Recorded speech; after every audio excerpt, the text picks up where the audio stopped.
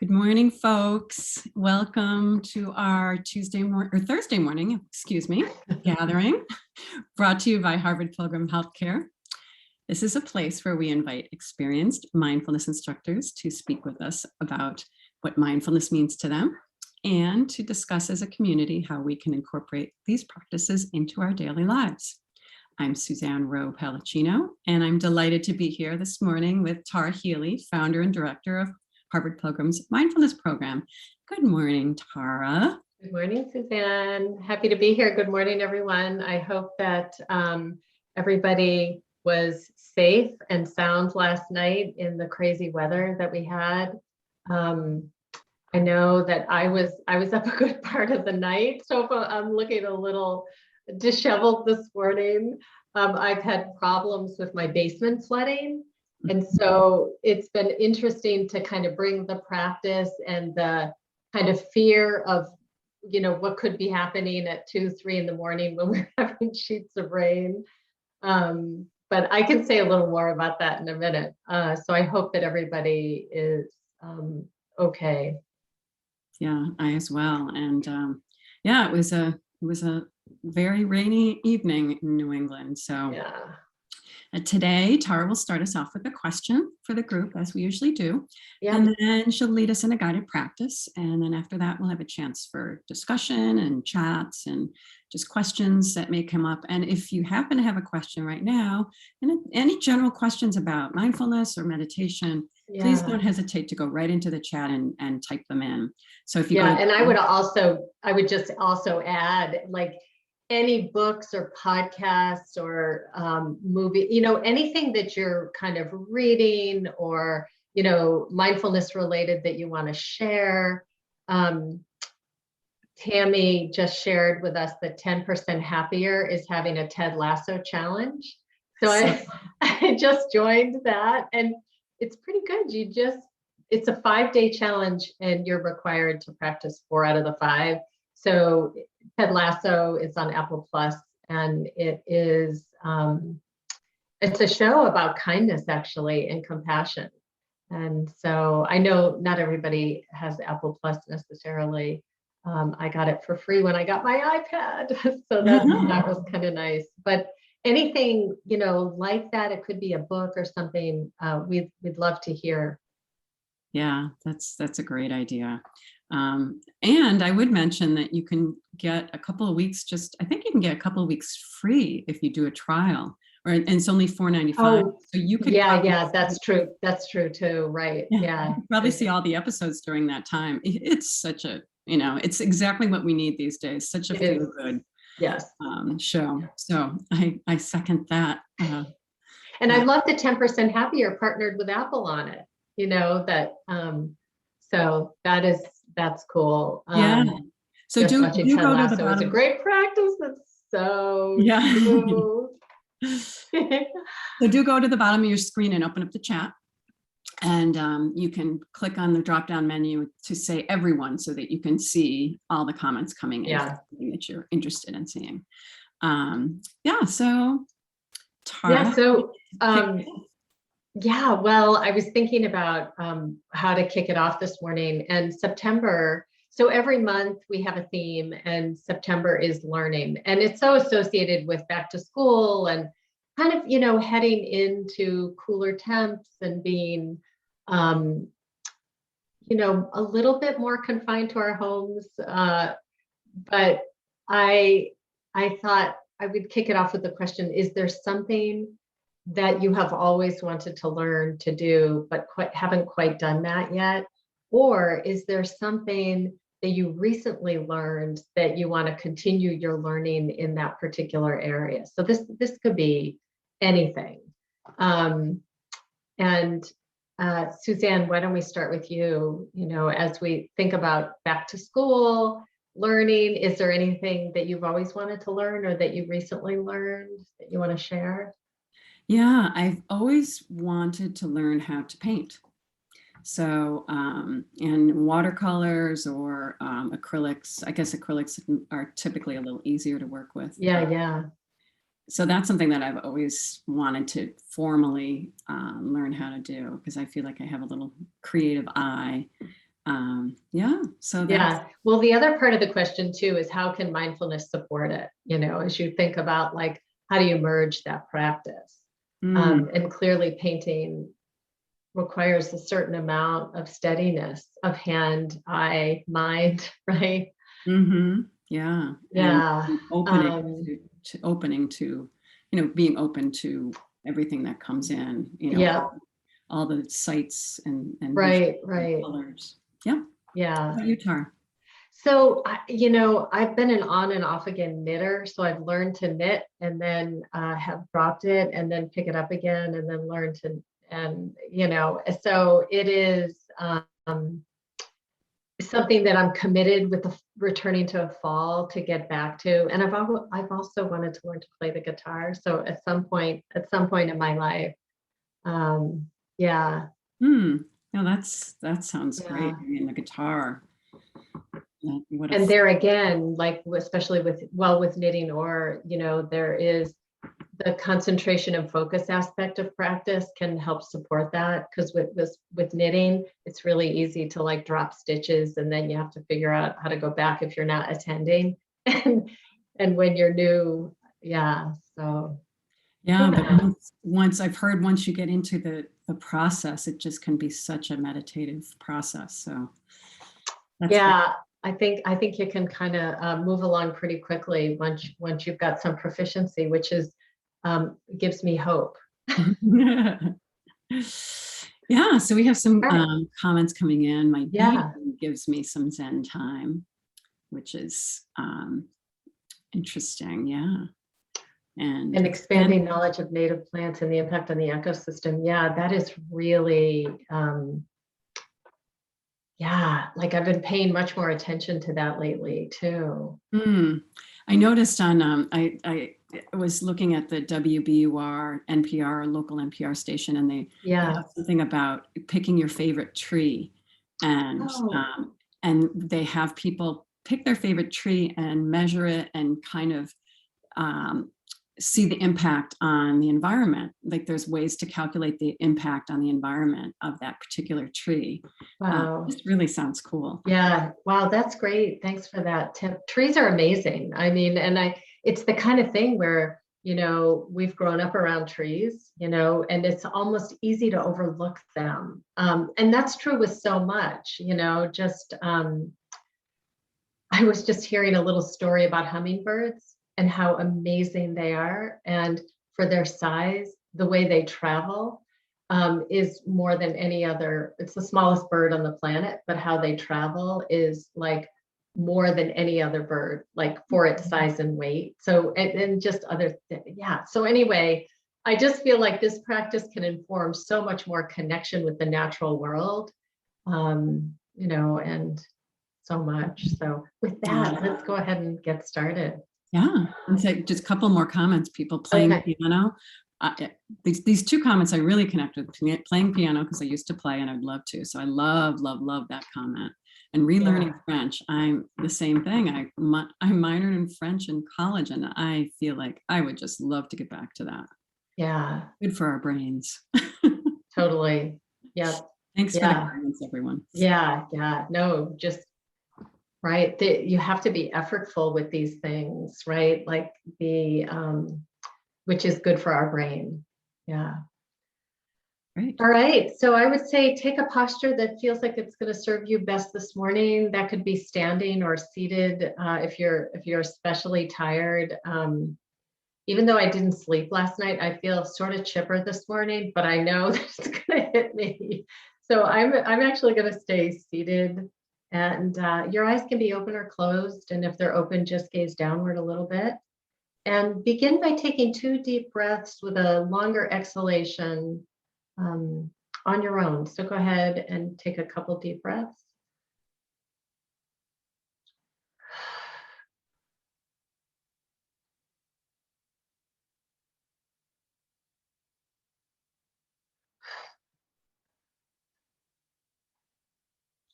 And just allow your body to surrender into the support below you. Maintain a spine that's straight but not stiff. And let's begin by letting go of all that has happened so far today and releasing anticipation of what's to come. So bringing the mind and the body together in this moment, and checking in with whole body awareness. So just noticing the physical sensations in your body from the activity of the day so far. It could be pulsing or vibration or tingling, temperature. Just what is your body telling you, offering you? What are you actually feeling?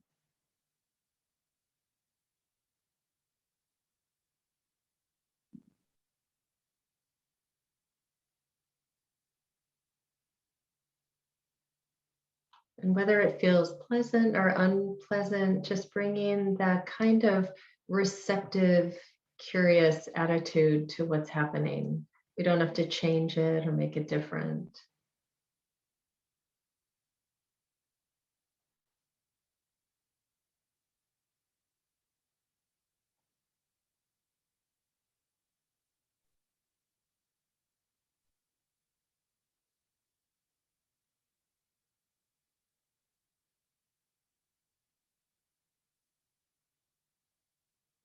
And just for a moment, open to sound in the room that you're in or outside of the room. Again, just receptive and hearing without labeling what's actually making the sound. It's more the sense of hearing.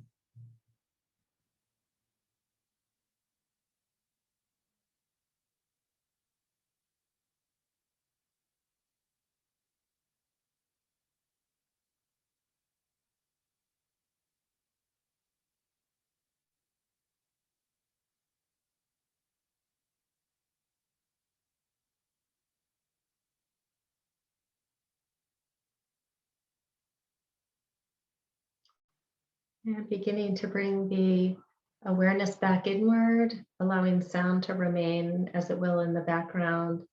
And just begin to notice the rhythm of your breath, and however you're breathing is fine. See where in the body you notice it, where it's most pronounced. And then allow that to just serve as an anchor for the wandering mind. So the mind's going to wander, not a problem. As soon as you notice, soft mental note thinking, you could be more specific, like planning or worrying, and then just escort the attention back to that part of the body where you feel the sensation the strongest. And if breath is not working for you this morning, you could use a point of contact with the body and the surface.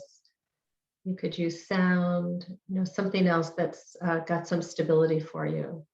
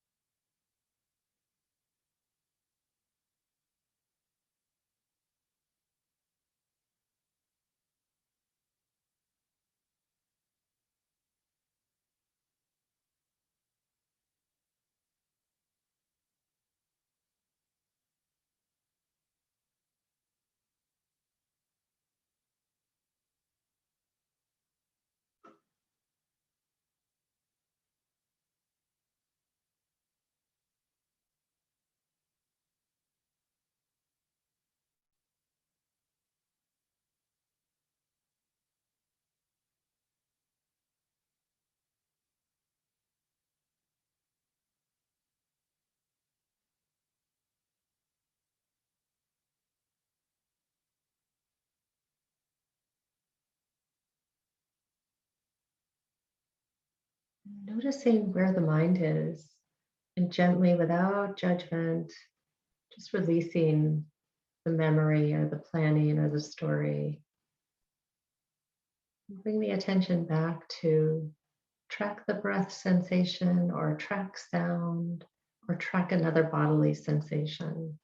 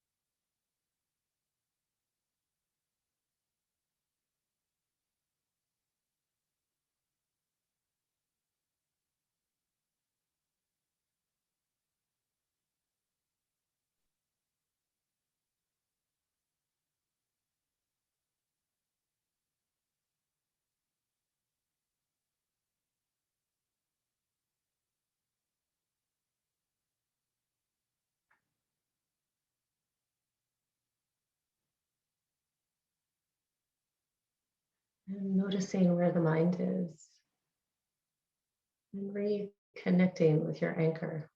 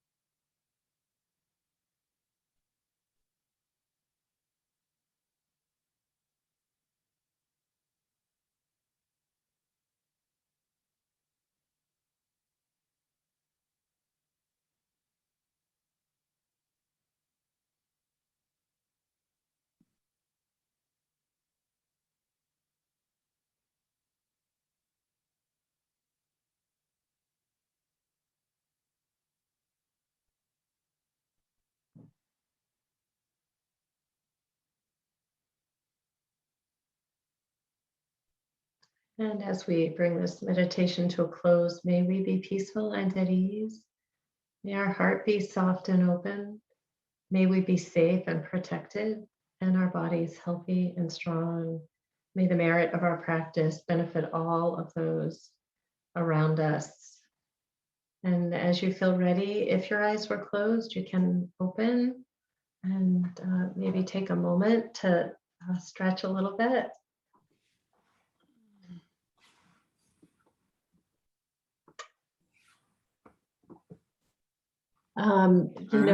One thing I wanted to just say related to practice and is I mentioned when we started that I had a rough night's sleep, if any, last night because of just a lot of fear of my basement flooding, and it's warranted fear. And I kept, and a lot of this practice is just a remembering. And I kept on remembering to, just drop into the physical expression of this anxiety. Like, can I just allow for it? And I found that so helpful. And I eventually went to sleep. So it's not trying to make it go away. It's just like whether something feels pleasant or unpleasant, it all warrants our receptivity, our connecting in. And it's really just feeling the physicality of it. What's the physical expression of this anxiety and worry? So I always feel like that warrants saying over and over again, because one of the cultural misconceptions is that this is about being blissed out. And it's not, it's really about learning to have some balance with whatever is happening, so that if there is fear and anxiety, that I could actually show up for that and not be thrown off kilter, that I can have some facility with how I move with it and manage it. So that's a practice. I'm not always good at it. The good stuff is a lot easier to be with, but just feeling the increased heart rate and the subtle bodily contraction, it was like, oh yeah, okay, just allow, just feel that. So I don't know. It felt relevant for me this morning. So Yeah. Yeah. No, I think it is so important, and can be so difficult to do that. And it's, but if we can do it in our meditation practice, then, it's like that brain learning those yes. That part of our brain relearns how to deal with the difficult. So when you're dealing with, that's why we do this practice, so that we can employ that kind of facility with our attention mindfully aware. We practice formally. It's just like if you're going to run a road race, you've got to like get into a schedule so that the race time comes and you can actually do it.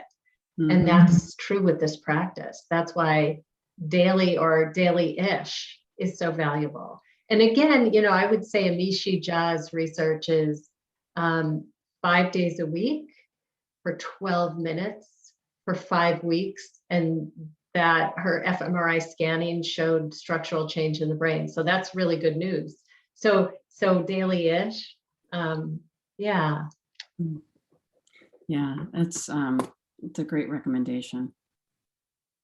And that, it makes me think about someone I care for, a good friend who deals with anxiety, who might go to meditation when they're having, a panic attack, but not really do it regularly. It just doesn't have the same effect. Right. It's a practice. It's like learning an instrument. Like, yeah, and this last quote, like feeling the anxiety actually help calm. I mean, that's what's so ironic about this, is because I think there's a feeling that if I turn toward it and actually feel the physicality, the physical expression, I'll exacerbate it.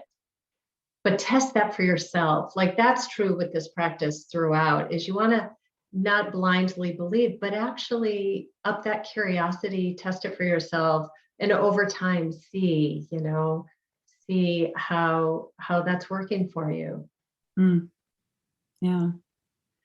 And, when you were speaking earlier about learning something new, I was starting to think about how sometimes we can judge ourselves. Like if I was interested in painting, I'd be like, maybe I'm just not, it's not going to be that good at it.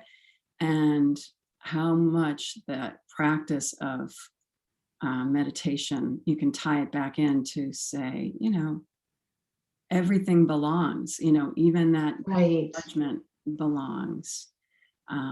So true. Yeah. But, Yeah. like anything else, we can just tell ourselves, you know what? The first couple pieces may not be, there's no such thing as perfect. And, we just have to kind of accept where we are, like we can in our meditation. If we have one of those meditations that just we're constantly distracted, it's okay. Yeah. That belongs too. And you just see that. Yeah. Great. Yeah, definitely. So very good reminders. Thank you, Tara, for being with us this morning. Yeah. Thank you, everyone. Yeah. Yeah, it was great discussion and great community, involvement here. So we're happy to have and keep those recommendations coming. So if you're thinking of any movie, podcast, book, like something and that you've enjoyed or even that's inspired you, let us know. Yeah, we really appreciate that. All right, well, have a good rest of your week, everyone, and we look forward to seeing you again soon. Yeah. Take care.